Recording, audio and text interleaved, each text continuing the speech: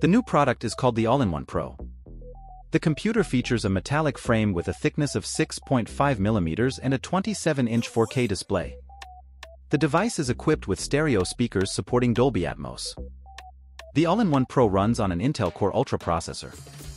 The specific model of the chip is currently undisclosed. Samsung also does not disclose memory configurations.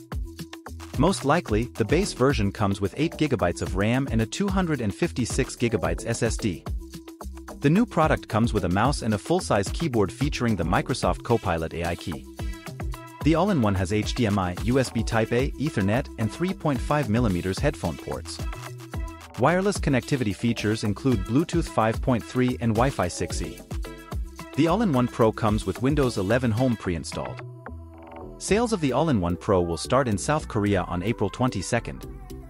The new product will cost $1,469. Whether the device will be available in other regions is currently unknown.